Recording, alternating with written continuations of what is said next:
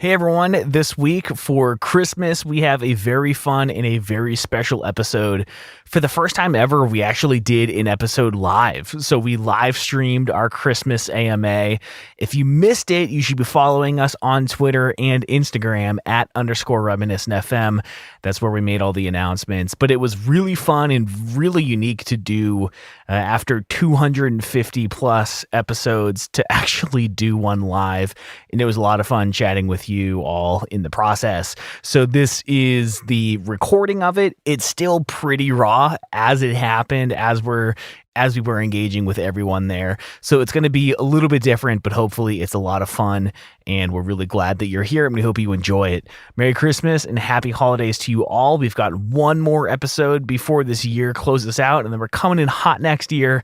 I think we're starting with Scorch Fest. So we're all looking forward to that. But thank you all so much, and let's get into the episode.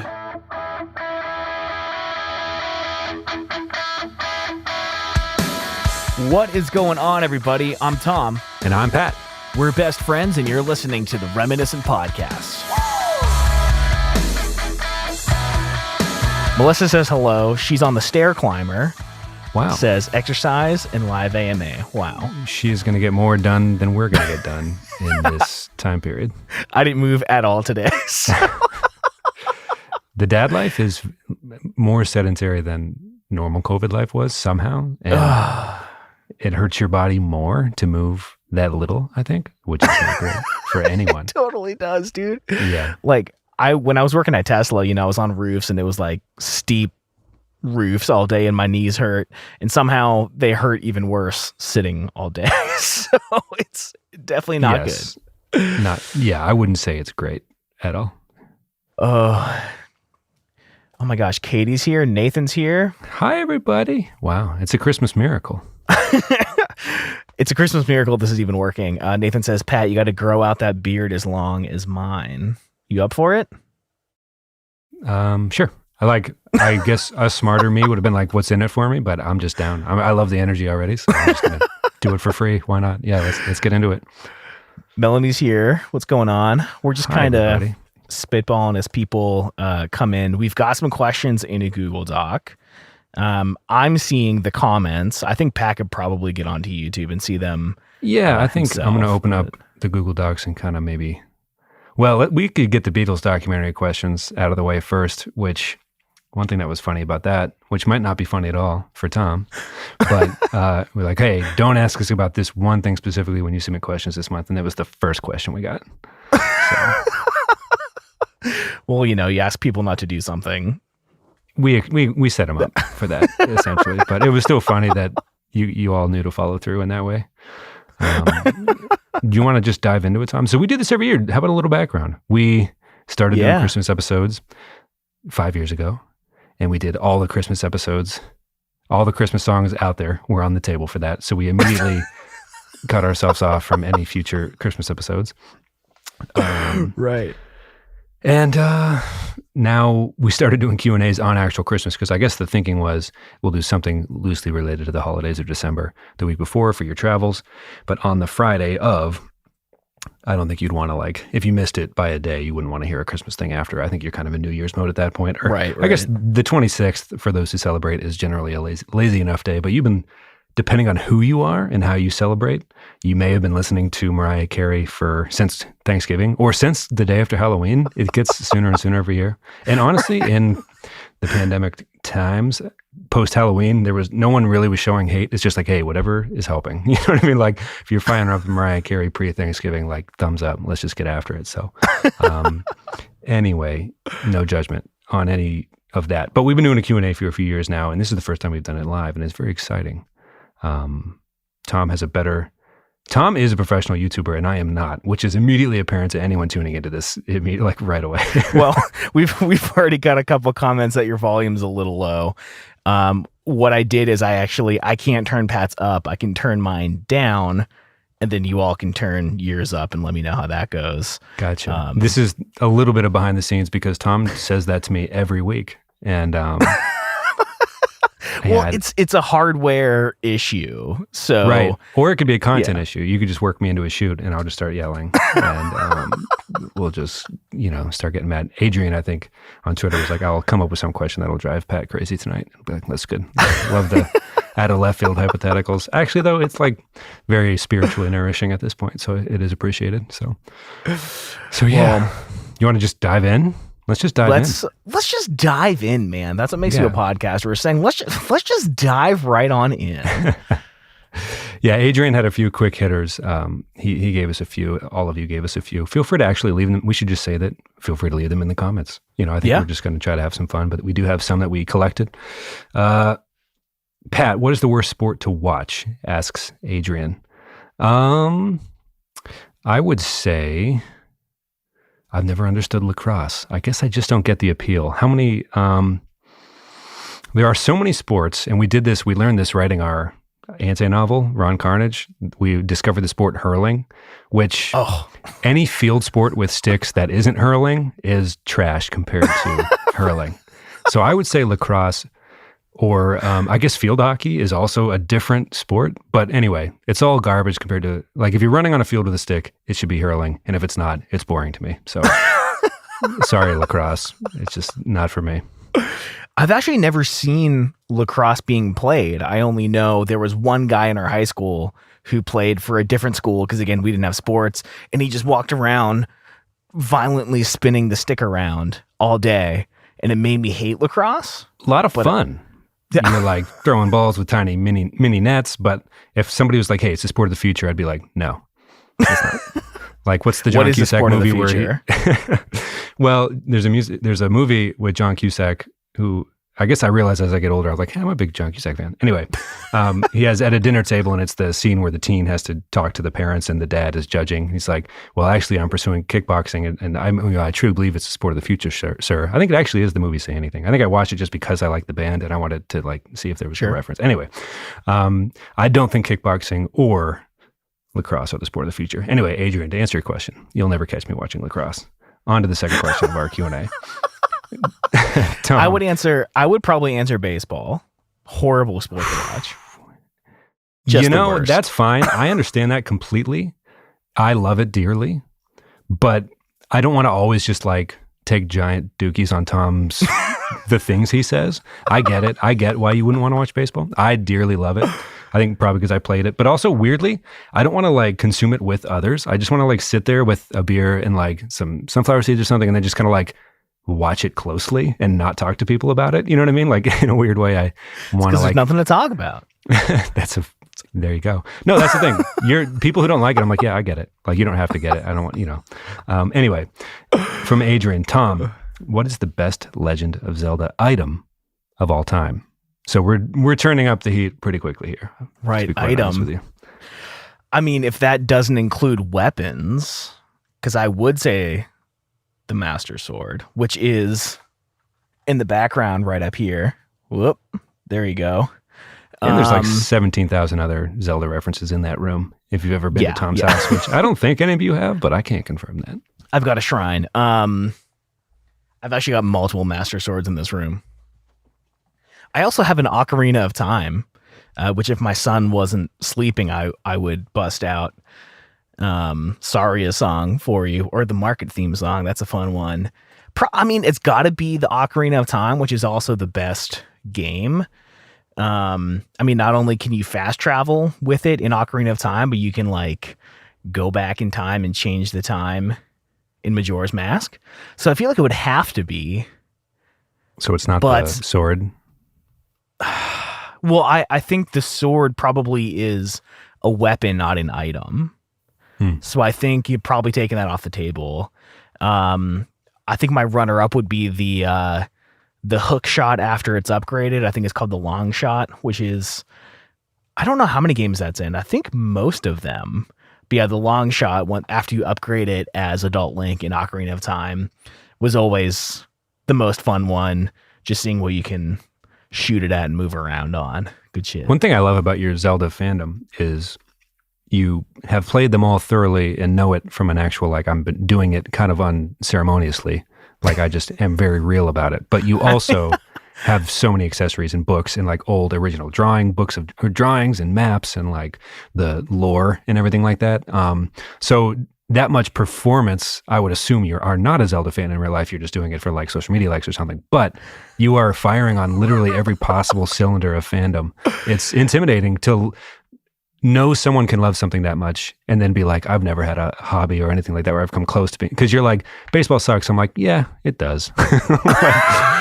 One of my favorite things. But I'm very jealous / intimidated of your very real, like the amount of stuff in your house that Zelda speaks to how big of a fan and how deep you go on it. So it's very intimidating. And one of the things I love most about you, to be honest. Yeah, people appreciate that, man. Thank you. People who are watching either the live stream or the replay on our YouTube channel, which I just made the URL, the redirect for it, reminiscentpodcast.com/YouTube. You can see in the background of my video all the Zelda stuff. I'll move out of the way. There's like the Triforce lamp, 5 of the books, a manga, and Nathan asked in the chat, do you have the electric ocarina that finishes the song after you press a few buttons, or is it a legit ocarina? He's going to grab it. He has turned his gaming chair. It is legitimately the Ocarina of Time, ceramic, and is painted. And I'll put it on like an Instagram story. No, you got to play it before the episode's over. What is it? The Chekhov thing where if you show a gun in the first act, you got to fire it by act 3 or whatever? Well, my kid's sleeping right on the other side of the wall, so I won't. That would be the gun firing, really, is the waking the kid up. That's really right. You think it's the ocarina, but really it's setting the child. But it's not like licensed from Zelda, but it came with a little songbook that had like all of the songs from Ocarina of Time in it.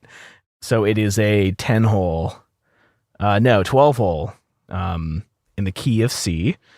And yeah, no, I love it. It's a really beautiful instrument, really, really hard to play the high notes. You got to like do this chin tuck thing that feels really weird and unnatural, but. Was it an instrument before the game? Yeah, it's actually one of like the earliest instruments ever made. Oh, interesting. I did not know that. Yeah. So Patrick, these next 2 questions are heavily Beatles documentary related, by the way. We didn't want to come swinging too hot out of the gates, but Patrick asked Tom specifically, how many times have you watched the new Beatles documentary? And these are all tongue in cheek, I'm fairly certain, but I would like you to answer it seriously, Tom. How many times have I watched it? Mm-hmm, mm-hmm. Think hard. I mean, exactly 0. But I don't know, man. It's the same as like how watching all of the Star Wars movies has been on my New Year's resolution list for like 7 years because I've only seen the one and it was the bad one, I guess. There's a part of me that's like, I'm going to listen to a full Beatles album because it's not a bit. Like I just legitimately, with the exception of like a couple songs, I think their vocal melodies are shit and it makes me want to tune out. It doesn't make sense. But that's also my primitive brain just really loving pop major scales, which apparently they invented, quote unquote. But there's a part of me that really wants to find what it is that people like, but I know that I still probably will. Every time I watch like it. Man on the Moon, the movie with Jim Carrey about Andy Kaufman, I think this is exactly what Tom is doing with his Beatles fandom. This is happening. Never seen that.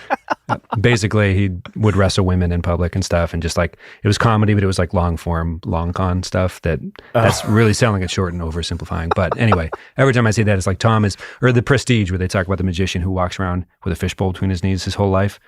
And just so he can but he walks normal, just so in his act, he can pull it out at the end through his row. Anyway, you are fooling the world, but not me, is what I'm saying. You love the Beatles so much. Have you watched it? It's really, I have, yeah. I'll move along to the next question from Dylan. Genuinely interested in Pat's thoughts on the Beatles doc because I'm personally having a lot of fun watching it. Fun wouldn't be the word I'd use. It's so long. It's too long. So Peter Jackson is involved. Not more than involved. It's like his thing. And he split it into 3 parts, which everyone was like, okay, you drug us through the freaking mud with The Hobbit. You brought Legolas back in and it was just all over the place and it was unnecessarily 3 parts. But the Lord of the Rings trilogy is so good that everyone's like, all right, we'll do it. I will say fun is not the word.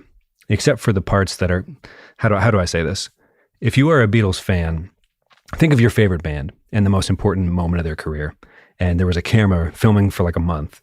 Like if it was Blink or for me, Weezer, or whoever, right? And you're just like, hey, this is like the moment of their career that is like pretty hands down one of the top 3 most interesting like months that they were together creatively, and cameras were just rolling.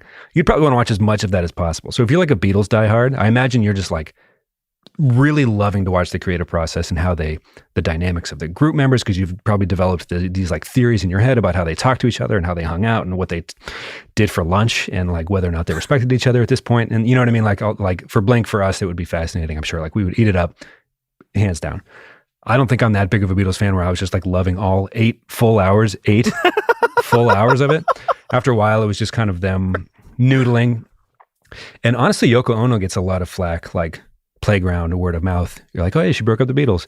I'm pretty sure it was like all of them being idiots or high or drunk or whatever. It was just kind of just like, I don't know. At that point, I got to reread the question so I don't just go off. But I feel like I felt a little bad for Yoko Ono. She was just kind of sitting there quietly. It was weird, sure. But like they were so, nobody in the room wanted to do the task everyone else that was in the room also who wasn't Yoko wanted them to do. They had all these TV people and record people being like, no, yeah. And so all these suits were in there smoking cigs and just being like, yeah, no, it'll be good, you know. And nobody there wanted to do anything.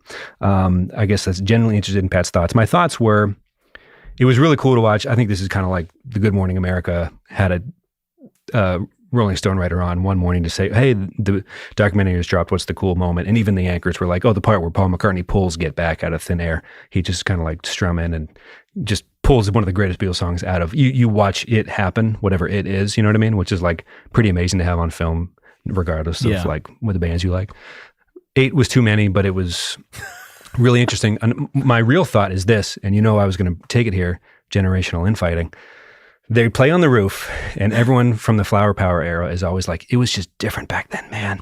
Everyone they interviewed, and I'm so glad they have, you know, like video evidence of this, nobody cared. They were just like, oh, the drug hippies are doing something a little unconventional. It doesn't impact my day, and I don't care. Like, it was so delicious to watch that part and be like, great. I love it. That was honestly my favorite part, was people being like, oh, the Flower Power thing is kind of just like in their heads as they're high a lot, I guess. I don't know. It's just like, it was just different. We're just changing things, man. And it was just like, random British guy would be like, yeah, the Beatles are pretty good. Oh, they're on the roof. Great. I got to get home. Like, it just was not a big deal at all. Like, I'm sure it was like, of course it was. I'm trying to be silly here, but they have so many man on the street interviews of people just like, sure, whatever. Like, I don't know. I don't care. Like, goodbye. Like, good for them. Those are my thoughts. Sorry, this is the stuff that usually doesn't make it into the podcast. Even though I turned the heat off on my phone, it's going for some reason, and now the baby's crying. So. Gotcha. I could keep going. Basically, the long and short of it was, it was fascinating in a lot of ways from an entertainment industry standpoint, from a Beatles standpoint, from a Flower Power era standpoint. Mostly, I truly am intrigued by this like weird, not weird actually, but Twitter is a safe space. Punk Twitter is a safe space for everybody who's like, the Beatles are trash, which I think is like a little hard. Like even bands I don't like, I'm not like on a campaign to let people know I'm not like super into their stuff. So that's why I feel like a little like, all right, fine, but like keep it to yourself type thing. But I don't know. Yeah, it was pretty good. It was too long, but it was fine. I don't know. Like, don't you like a good, like I wouldn't recommend that to anybody really, because I don't feel like it was done to the best. Like there was so much good stuff. It would have been a great, I don't know, just normal documentary length, because there was so much good stuff. I get the point of like showing people the process, but this could have been an Instagram reel is like the new, this could have been No, it could have been like, I don't know. I feel like it was malpractice to a certain degree, because you're just like, Peter Jackson did Lord of the Rings. Great. Are we supposed to just take him at his word for the rest of our lives? How many more unnecessary three-part things are we going to have to watch? And it was just like, this could have been one part, a really good one part. You know what I mean? Like one of the best music documentaries, or like up there with people talk about the Doors one or the Eagles one or whatever, just all the, you know, great music docs in the history of whatever. But this was just like this slog, which I guess in the streaming era, Disney Plus was like, sure, make it 5 parts. We don't give a shit. People are going to, you know, subscribe and watch and click, and it's going to be great for our numbers or whatever. But anyway. Well, let's keep it going on musical acts that I don't like. Obviously. Melissa in the YouTube comments asks, what is the story behind the Strokes? Who is it that hates them again and why? I'll let you go. I've been talking for too long.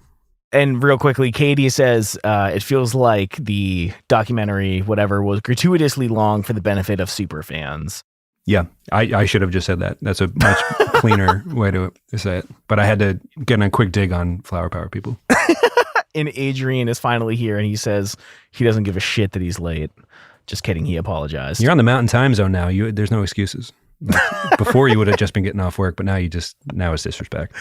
So the story with the Strokes is when we, with Pat and I, this was back when I was still in Colorado, we were like having conversations about like how to make the show, how to find out like what it is. And we've been leaning into, we know Pat's quiet, Adrian, thank you. we're trying. If we turn up I can't just like turn up his level, but I'm going to turn myself down. So I'm going to pump the gain a little bit? No, please don't. It'll ruin the whole recording. This is another good behind the scenes thing. It'll be like, Pat, there's a problem. Great. Should I do something? Please don't. Great. So it's like, So, all right. So Pat and I are years ago trying to figure out the show, and I think I wanted to do Seven Nation Army. I'm like, what about that isn't? No. You got on this weird tirade about like, if we're going to do the 2000s, we have to do the Strokes. And I was like, dude, the Strokes. I'm never going to talk about the Strokes. Why would they ever be on this podcast? You call it a tirade. I asked a question. We'll call it an editorial phone call. I was like, we're doing a podcast about music in the 2000s. Should we talk about one of the defining 2000s like bands? And I think we had a very direct chat about the niche we were going for. And Tom, which is to say, Tom said the Strokes and the White Stripes. And I was like, well, okay. I didn't understand why it made sense. And then for months you were just like, we the gotta do the Strokes. Killers. I was listening to that audiobook. I had just moved to Greensboro and I was unemployed. I was looking for a job and I was listening to Meet Me in the Bathroom, the audiobook. And it was a lot of good history about the Killers and how they did the eyeliner stuff based off the New York Dolls or whatever. And they talked about that like rock revival thing in New York. And a lot of New York stuff I could give or take, but I thought it would like, at least from a Killer standpoint, spoke a lot to this and that. So I thought I'd just ask Tom what he thought about the White Stripes and the Strokes. And it is not the vibe, I guess. I think we like doubled down or tripled down once we hit episode 100 on the pop punk emo in the 2000s thing. And I think we drew a genre line, even though Tom is the biggest genre doesn't exist proponent I've ever met. So I'm glad you guys are asking for receipts because I am actually kind of loving this. Because, like, by all accounts, we should. And I don't even dislike them. It's just a show joke at this point. But it truly does not make sense. Sure. And also, when you said it, I was like, yeah, sure, the Strokes. I don't know. Like, some of the New York rock, it was like, you just had to be there, man. It's like, sure, I'm sure I did. I don't know. Like, they're okay. I don't think they're, like, revolutionary or anything. I think they're fine. Like, if Shia LaBeouf didn't wear that T-shirt in Transformers, I think maybe things would have been different. But no, I'm just kidding. But... But no, Tom was like, no. And I'm like, yeah, they're a fine band. I'm cool with passing on them. And now the show is what it is. So it makes sense not to still. Pat, do me a favor. I'm going to have you turn the gain up a tiny bit. Oh, wow. Please, just a tiny bit. Just a little bit. It's at 3:00. What was it at before? It's been at 3 since you gave me this new chord or whatever. Okay. You want it at 6? You want to go crazy? Well, do you have like... Do you want to go How is that? I mean, it depends on what your meter is saying. I was looking at there's 3 different meters. There's the Riverside, there's the backup audio, and there's the actual machine itself. I don't think I'm breaking anything yet. So I think should be louder. And I'm going to stop there because I don't want to. Okay. What say you, YouTube? I'll let the chat let us know. It's always nerve-wracking to not know what's going on at Pat's house. There's a fun quirk at my house, real quick. The plumbing goes through, inexplicably, comes into the house. The water shut-off comes into the house so you can shut it off without leaving the house, which means that whenever we're recording, any water used will be heard on the show. It is like the closet. It's the best closet for sound in the house. And Adrian asks, now that you're starting families, what holiday traditions are you going to cement in the canon of your family? Heavy question. Good question. I'll let you go first, Tom. Yeah, I mean, I think from like episode 1, it's been pretty clear that I'm not like a huge holiday person. But God, I keep like thinking of so much about Mike Birbiglia's stand-up. What was it called? The New One. And he was talking about the big joke was like seeing the world through baby's eyes. And I have been so excited for Christmas this year because it's my son's first Christmas. And I know he's not going to remember any of it, but like in past years, I would have been perfectly happy to like not even acknowledge Christmas or anything. But like we went to a fucking Christmas tree farm. We cut down the tree ourselves. We decorated it. We made like popcorn and cranberry decorations, and we set up this train my granddaddy bought me when I was 3. And we went to the mall to like meet Santa, and I was all like fucking hyped about it and stuff. So I'm like really excited for it. Pictures were very cute, by the way. Thanks. I like top notch, like not even just being a nice friend. It was like, I had like 30 seconds before he started crying, but I mean, I really loved the Christmas tree farm. We took this like basically a hay bale ride out to this mountain. They were like really steep hills, and they gave you like a little, you know, a handsaw, and they were only like 4-foot trees, but it was so fun. We got like pictures and stuff of that, and I don't know, man. I'm like really excited for it. I would love to consistently cut down our own Christmas tree. We have this train again that I got when I was a kid that always went around the Christmas tree.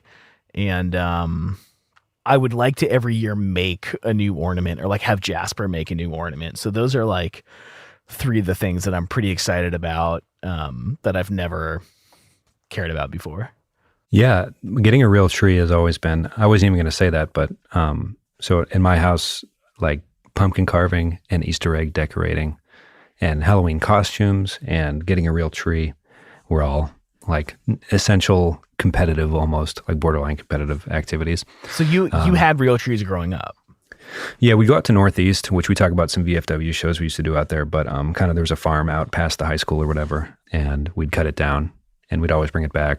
And the car was always low on gas somehow. And it was, I don't know, you have like little memories tied to it, but the smell is nice. So yeah, I would say real tree for sure.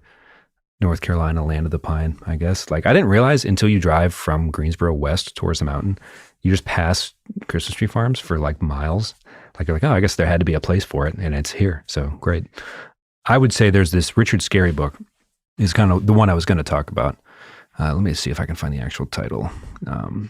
But it's kind of like you think of, what's that children's show, Tom? Little Town.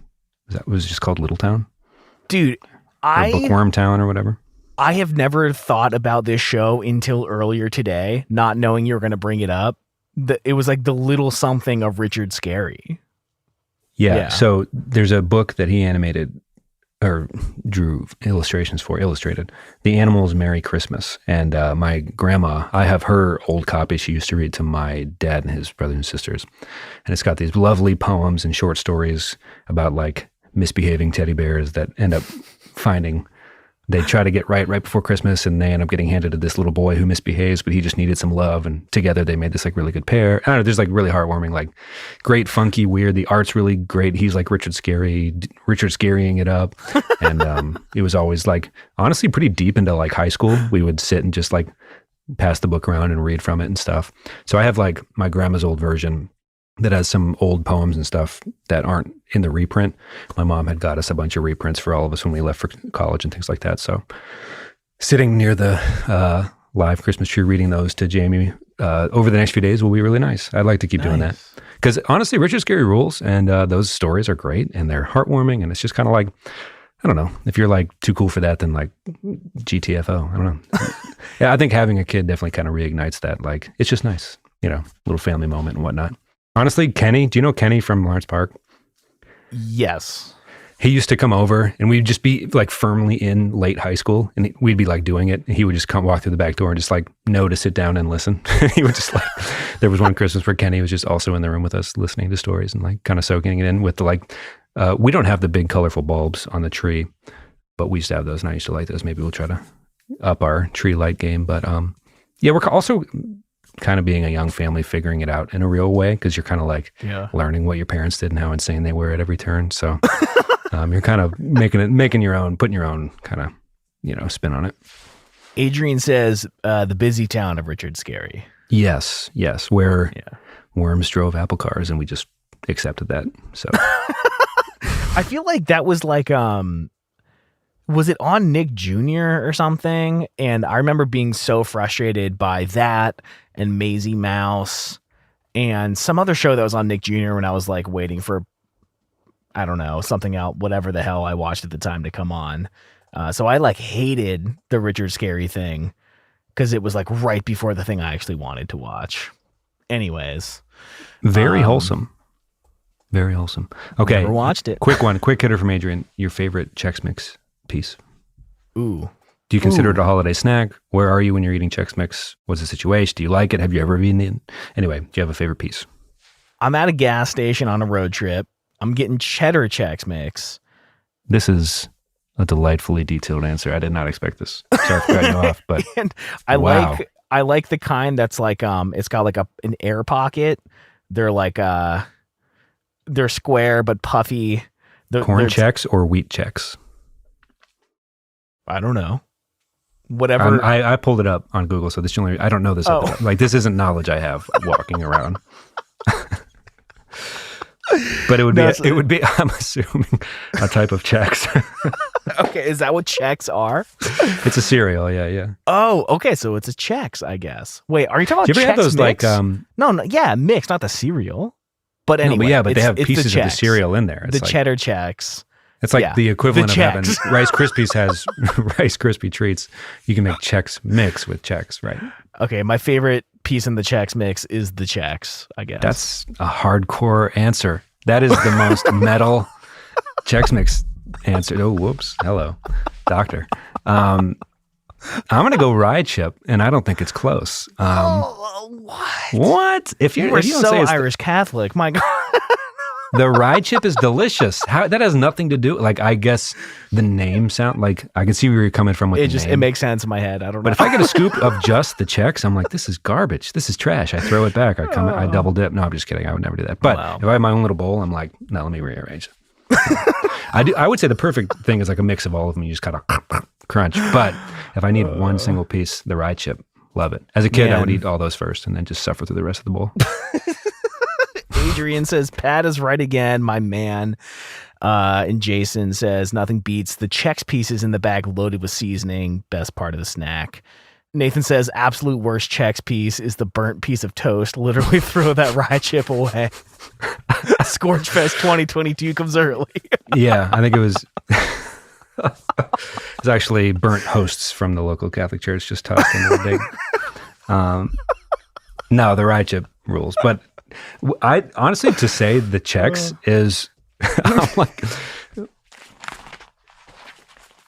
like, see you later. I think you looked away. I was doing like a visual gag, but it's a podcast. I don't know. This YouTube thing is throwing me through. Anyway, Dylan, what's your favorite emo holiday song? Which is maybe the pinnacle of this episode. Probably the reason we all gathered here today. Oh, Pat, if you click on the YouTube link, you can see the comments too. That would help. Mm-hmm. Yeah, for sure. Okay. Anyways. Definitely. He's not going to. Objectively, I agree. The thing is, I agree. Okay. Favorite emo holiday song in the count of 3? 1, 2, 3. You'll shoot your eye out, right? Oh, that might be the only like emo because MCR covered Mariah Carey. Are we talking like original emo song? Or emo Christmas? Well, that's the thing is like I'll bring up Nathan's question next because we wanted to talk about it, and I think honestly, forgive me, but the song by The Maine, Santa Stealing Your Girlfriend. Somebody else brought it up. I gotta look up that person's name real quick. Santa, Christy. you bitch. Christy brought it up as well. Yeah. Santa stole. So is that emo or is that indie Christmas? Splitting hairs. Anyway, yeah, it's probably You'll Shoot Your Eye Out if we're talking about emo Christmas songs. I think it's emo enough. Sure. But like Chris Lukey tweeted us the other day, the Fountains of Wayne song about wanting an alien for Christmas. I don't know if that's an emo Christmas song at all, but it's great. Simple Plan had a Christmas song. And I remember in 8th grade, we had a computer class where we had to like make something in Photoshop, and I made I stayed like late on the last day of school before Christmas break to make something about, I don't remember the song. It's Christmas and I Want Everything. I don't know if that was an original, but I think when we tweeted that out, Chris pointed out there are some good Christmas originals. I think that's one. It's not emo, but Katie I think asks, You'll Shoot Your Eye Out is the answer for this specific question. Katie asks if Don't Shoot Me Santa counts. As emo? No. But it is terrible great. Song too. Oh. Whoa. I disagree. I think that's incorrect. I think the main song. Well, let's talk about that next real quick. So the answer to this is You'll Shoot Your Eye Out. You don't like Don't Shoot Me Santa by the Killers, which is deranged. And honestly, we'll talk about it later. I need to talk about this with you off the air. No, just kidding. What's tough is I don't think the Relient K album would count, but I'm assuming this question does not imply Down the Middle of the Plate covers, which are a very pleasant part of Christmas.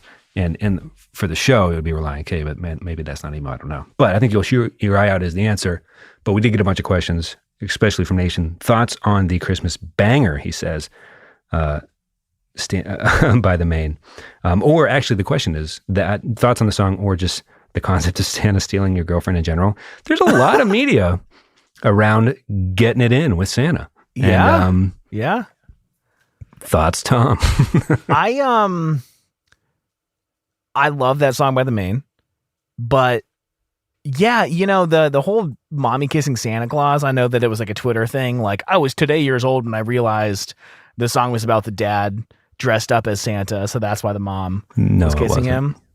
Did that occur to anyone? Because I feel like it slipped by. No, you're right. But in my head, I would just like to believe that child witnessed Santa in one of the billions of houses he visited, choosing just like for no reason to have an extramarital affair, and Michael Jackson saw it all.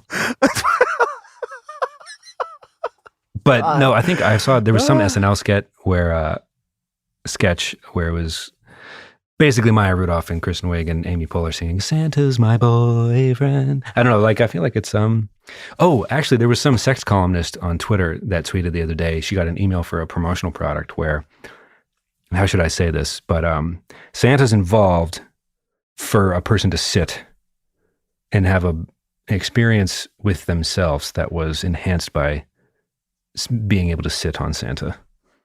And I thought, this adds a weirder, darker wrinkle to the hooking up with Santa in pop culture area that we can just keep moving on through. I don't think we even need to stay here. Adrian's pretty set on, he says, I choose to believe in the magic of mommy kissing immortal elf man Santa Claus, and I refuse to change my view. I had never imagined Santa as an elf. You also like Chex and Chex Mix as your favorite piece. So okay. You call me Irish Catholic. All right, Midwest Catholic boy. If we're just going to throw wild shade. Okay. All right, let me interrupt the insanity here to give a shout out to our Council of Elders. These are our top tier Patreon supporters, the Emo Elders. In this group, we have Andre Prevost, Johnny Leftwich, Jason Carey, Anonymous, Chris Lukey, Nathan Eshelman, Drew Edwards, Carrie Sanchez, Melanie, and Devin Booz. Many of you were on the live stream, and it was super, super fun. If you'd like to check out the Patreon, you can head to patreon.com/reminiscent, where we offer 3 tiers with different perks in each, which include exclusive and weekly post shows, an extra 10 to 15 minutes of conversation after we're done recording the episode, behind the scenes photos, videos. We're trying to do monthly video AMAs like we did in this episode. Fatherhood's been difficult, but we're trying to keep up with it. And you actually get all the episodes a day early. So again, if you'd like to check that out, it's at patreon.com/reminiscent. And back to the episode. Dylan, favorite holiday show you've been to? Interesting question. I think I texted you when we got this question. I don't know if I've ever been to one. What would qualify? Like, I've seen bells at random churches. People put the gloves on and they just go hard with the thing, but I'm sure he's talking about the context of the show.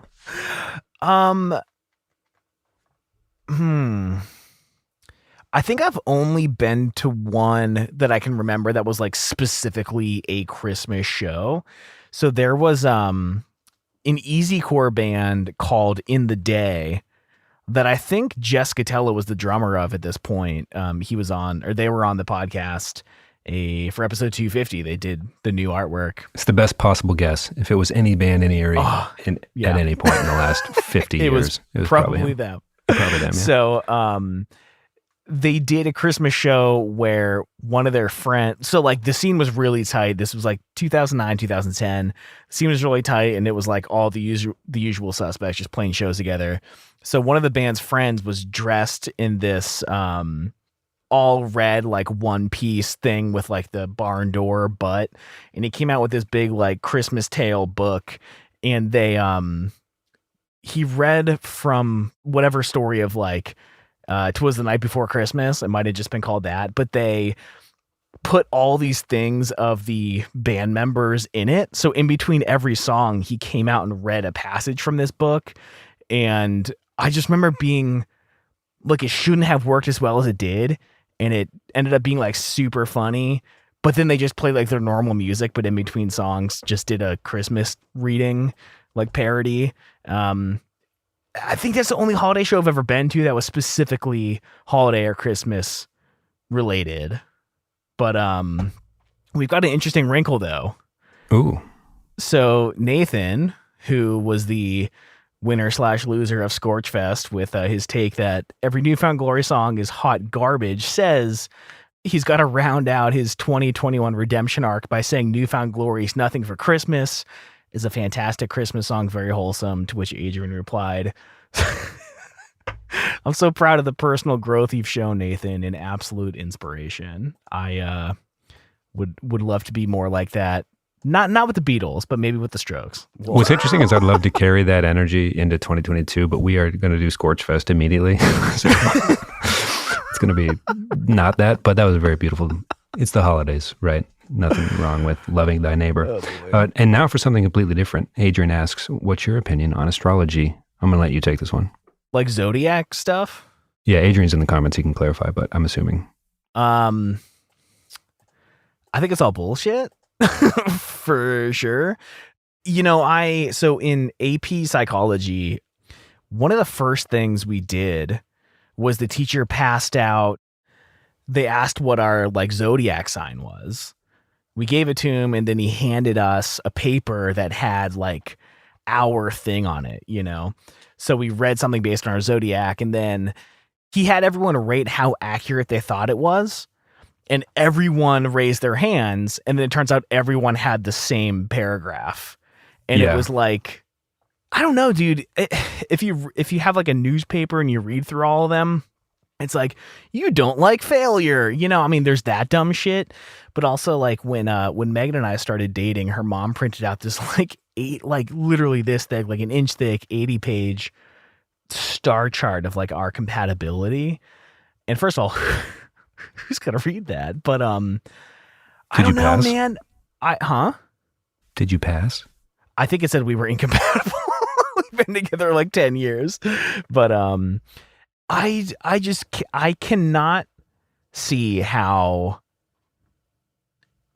the randomness of whatever is in alignment when you're born. Because that would say like anyone who was born within a month of me, or like April 22nd to May 21st is exactly like me, to which they'll probably like, well, no, not really. But then it doesn't mean anything. I don't know. Yes. My opinion. We talk about Malcolm Gladwell a little bit on the show. There's that thing where certain Canadian youth born in certain months are more likely to be professional hockey players. Yeah. So like through that lens, there are commonalities between, I guess there would have to be, but I don't think many astrologists are like, yes, we are doing this to see which of our children will become professional hockey players. So like, I don't think that is not really the point here, but yes. Yeah. I think it's, I don't know. I kind of question those who put a lot of, faith into it, but when we used to, there was a Chinese restaurant in Westville growing up, and that would have the menus that had like the year of the you were born, whatever you were. And I think I was the rat, and I was like, I'm good with like these types of descriptors. I'm like, not even sure it's inaccurate or whatever, but it's just like, all right, yeah. My brother was like a horse and my sister was like a lion, and I'm like the rat. I'm like, dope. Cool. Yeah, no, that's so I think like as soon as I found out about astrology, I was like, I'm just going to end up being ridiculed by, like, I don't need to go seek ridicule. You know what I mean? Like, there's going to be plenty of like lumps at some point. So, but an interesting question. Adrian asks, what's the number one thing you like to be complimented on about yourself? And as soon as you answer, Tom, I'm going to say, you're such a Leo. But I'm a Taurus. Exactly. Which is a pretty Scorpio thing to do. So, well, if you want to compliment me, don't tell me I did a good job, because I will either feel guilty or not believe it. Guilt. So it's interesting. I think the thing that I value the most, which I'm actually like really trying to move on from, is the amount of effort put into something. So like, if rather than telling me I did a good job, because again, I'm not going to believe you, if someone said like, man, it seems like you put a ton of work into that, I appreciate that. Because also if someone's like, oh, that's great, and I didn't put a lot of work into it, then I'm going to feel guilty. So I think I would prefer you must to have... hate the internet in general, because it's not a merit-based system of success. I know, dude. And that's what's so frustrating. As a content creator, like, you must, I know. Oh, dude, the things that I put the least effort into are the ones that do well or that's whatever. The whole it's thing. So maddening. Like, I want there to be like a direct correlation between effort and payoff or reward or compliments or whatever. So, yeah, like I want to be complimented on how hard I worked, which I don't want it to be that way forever. But that's where I am right now. Yeah, I don't like it, and I don't like gifts. I don't know. I'm broken.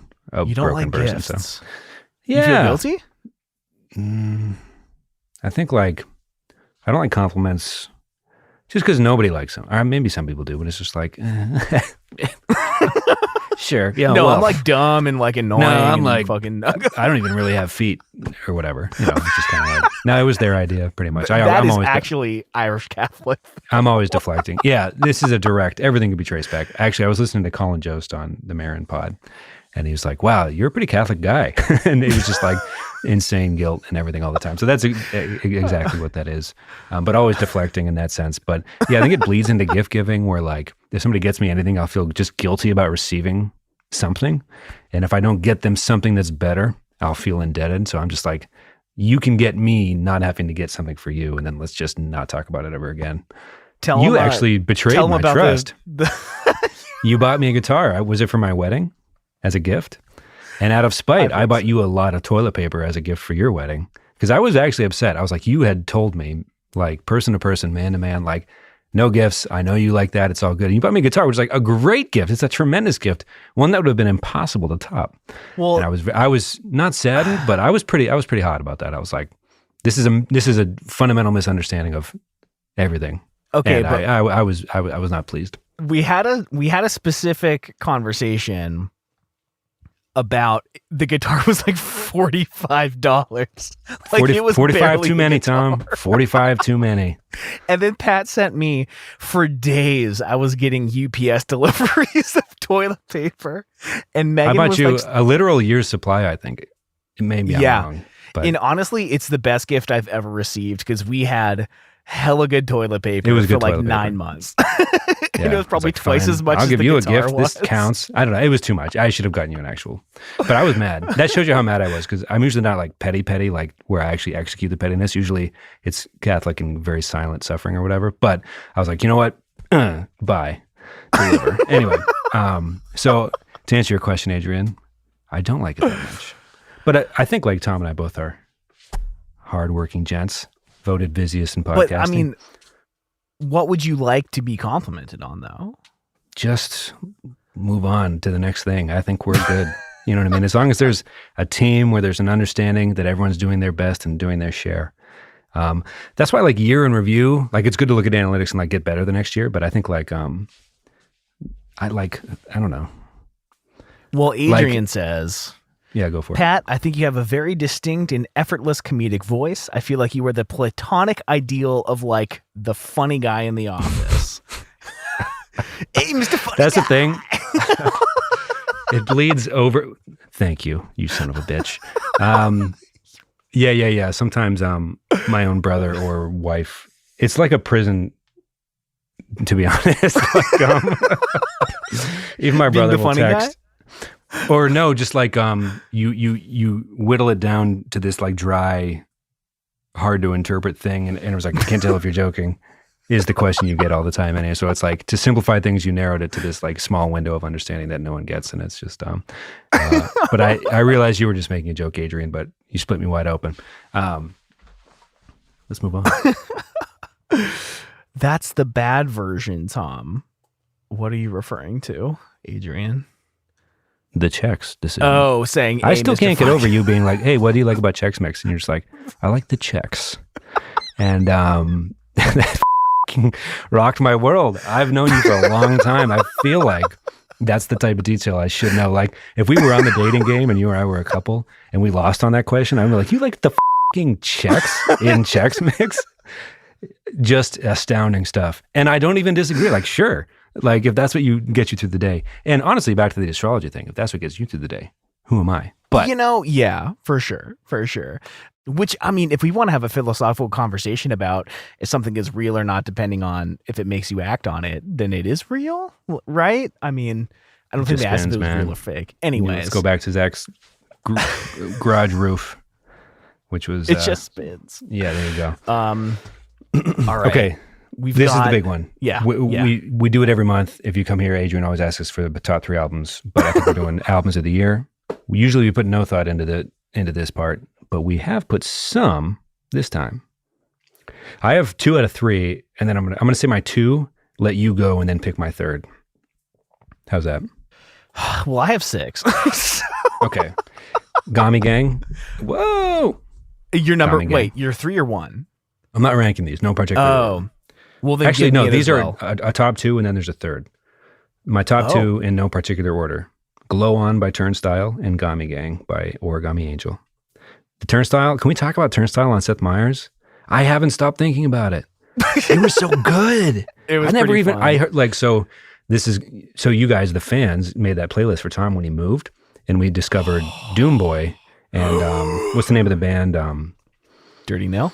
Dirty Nil, yeah. And in that song, they're like, his crush, they're like, oh, wow, you like Turnstile too, of all the hardcore bands that he's like trying to name. So that's how I even discovered them. Yeah. They were going to be on Seth Meyers. And I had never seen a clip of them playing, and they were playing from Glow On. This album came out this year.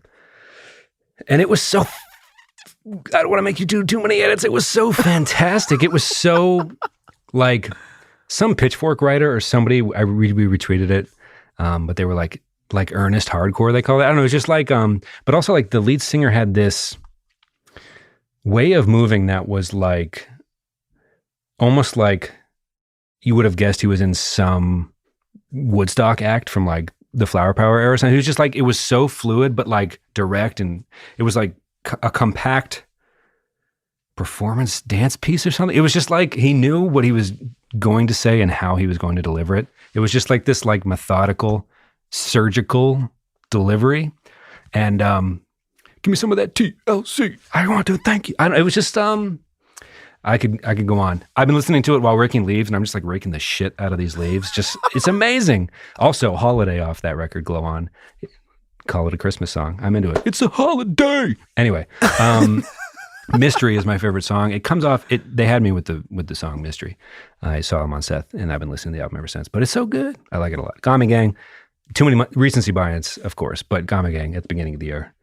Everybody, all the Ruminastis were going nuts, including ourselves. Are we Ruminastis, Tom?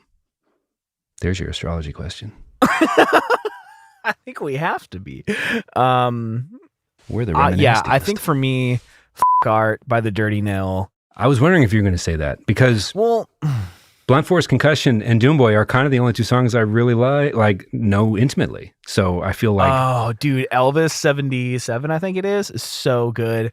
I think, yeah, it's a toss up between Umbra by Grayscale and F*** Art by the Dirty Nil, and Gami Gang was in there. And if I'm going like top 3 out of the genre, Fearless, Taylor's version, maybe. I don't know if you would you count that as an album, even though it's like a remake? You're allowed to count it. It's one of my favorite albums. People gave it like reviews. I was kind of shocked that you're allowed to. I think people reviewed it as if it was new, so you're allowed to pick it. No, I love it. This Is What It Feels Like by Gracie Abrams is really good, and then Sour by Olivia Rodrigo are super awesome. But Deja Vu, Song of the Year. It's maybe, so probably good. not. Maybe, and I think she filmed at the All the Small Things location, like so many other bands have.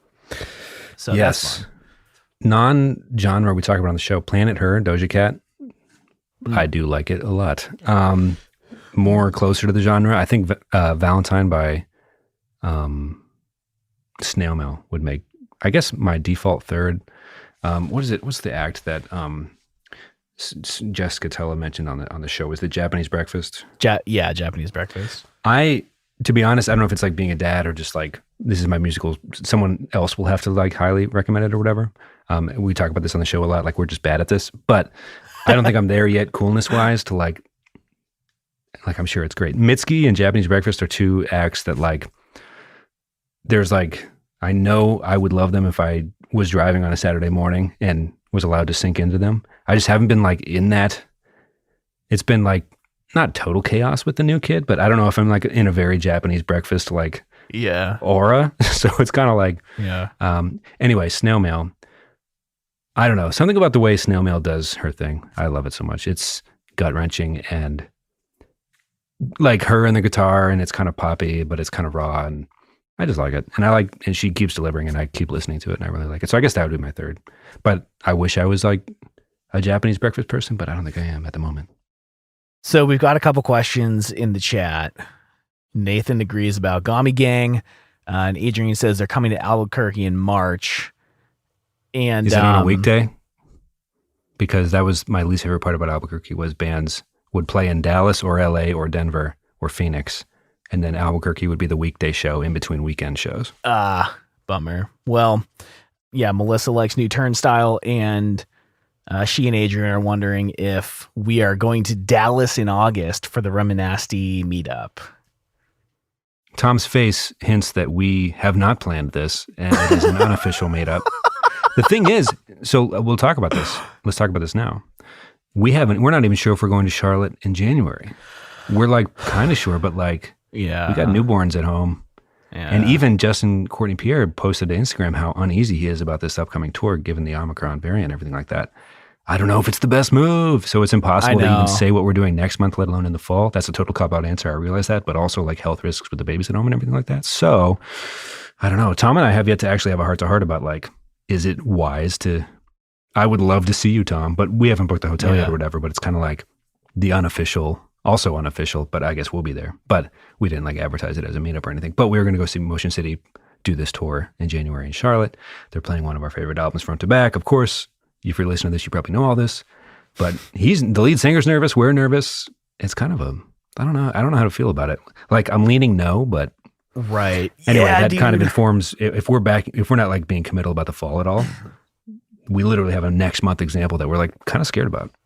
So we actually went and saw Chelsea Handler in Asheville 4 days ago. And we went because they were like, we're going to be checking vaccination status. So bring your card. You have to wear a mask, whatever. They didn't check the cards. Half the people were wearing masks. And it was like, that sucks, So the thing is, you and I are boosted. Yeah. So it's not really myself I'm worried about.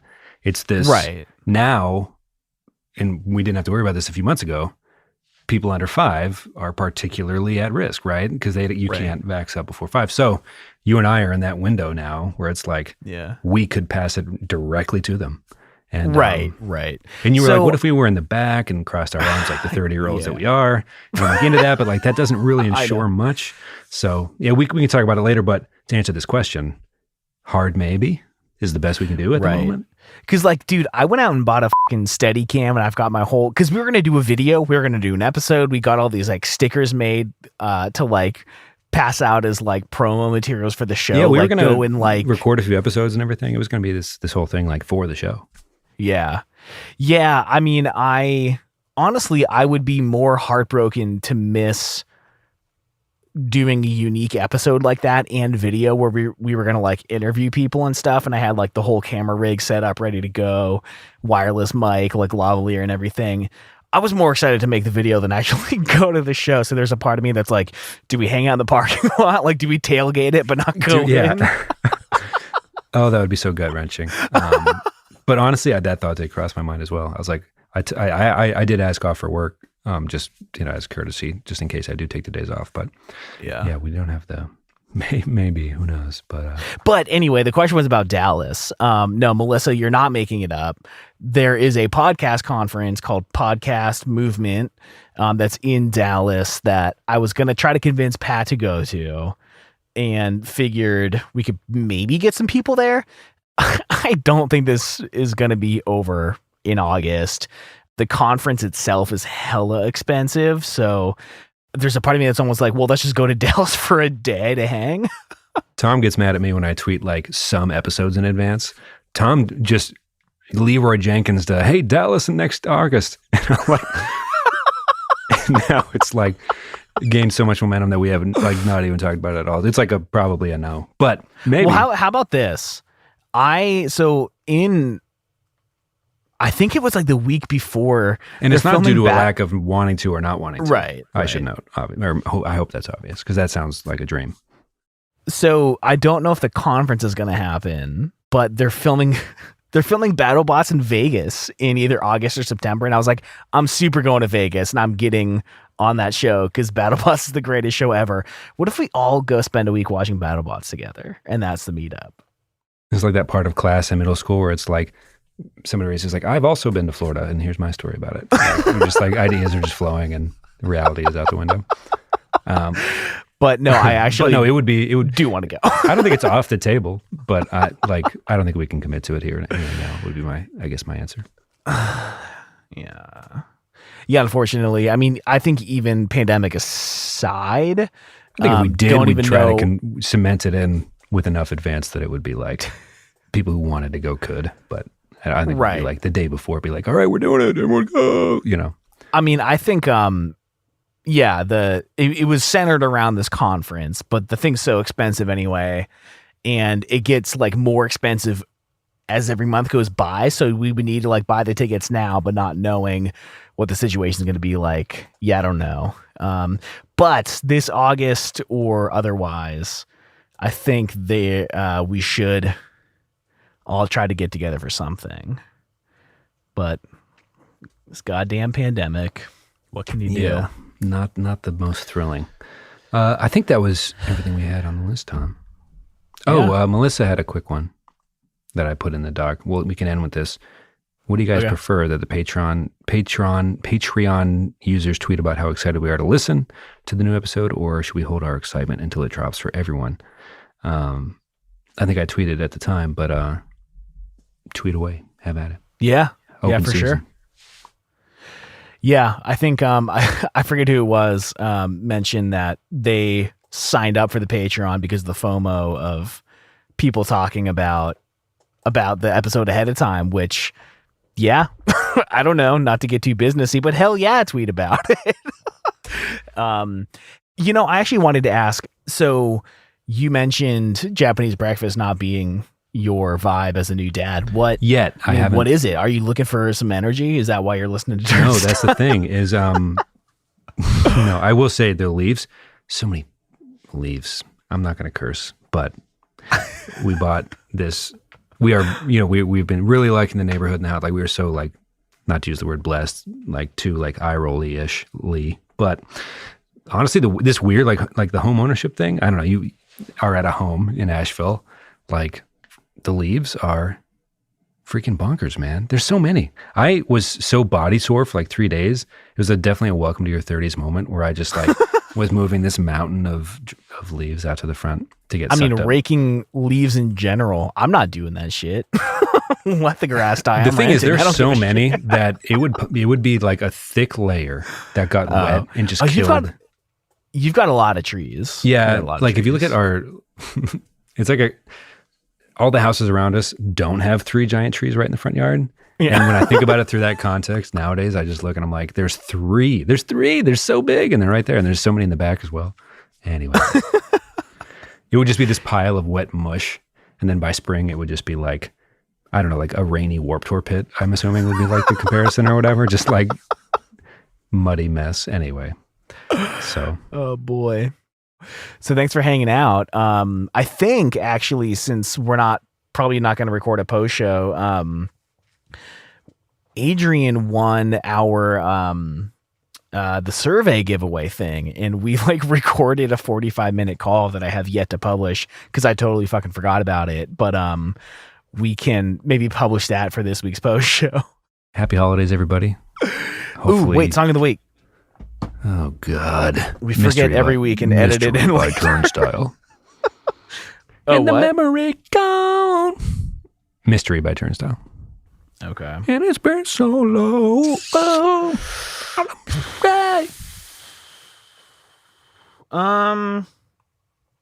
It's not a new one, but I had a friend who liked the song Equip Sunglasses by Hot Mulligan and wanted more stuff like it. So I made a playlist on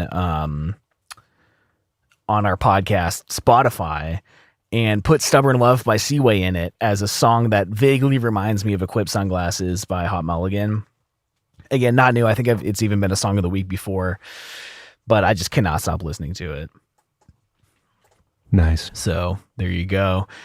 This felt weird. It felt different to like, we're always kind of aware people are going to listen, but it's never been like a proper episode while people are. So if you liked it, maybe we can try more. Oh my gosh. Okay. So Katie's winter break is starting tomorrow at 12:05, half day. I hope they're all watching movies. Happy holidays. Thanks for hanging out. Show them this Q&A.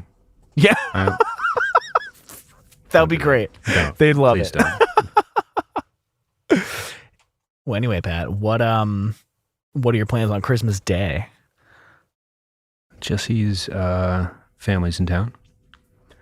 And my family was also going to be in town to be with baby's first Christmas. But my dad got a new hip recently, which is a good thing. But a little bit of rehab. I think if he would have tried to drive or fly, there would have had to have been such a ridiculous amount of stops for stretching that it would have not only super stressed out the joint itself, but it would have made the trip like a week. It would have been like Oregon Trail speed.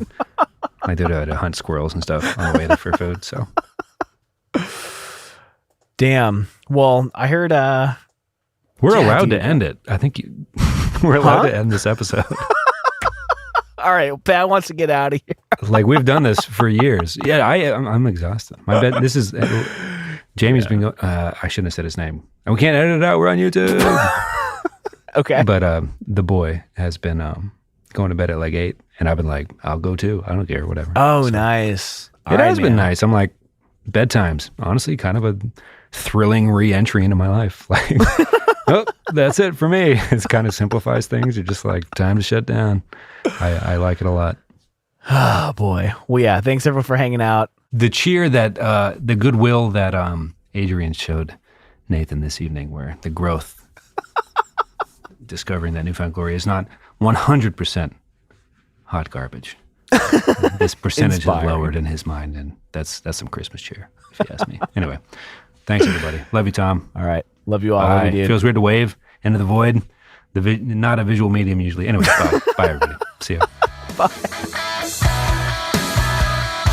All right, I hope you all enjoyed this really unique and fun live episode. Hit us up on Twitter at _reminiscentfm Let us know if you'd like us to do more. I don't know if we would. It was honestly really difficult to do it live for some reason, but I had a lot of fun, and it would be a really fun yearly tradition. And again, in the Patreon, we try to make it a monthly tradition. You can check that out at patreon.com/reminiscent. But if nothing else, please hit us up on Twitter at _reminiscentfm.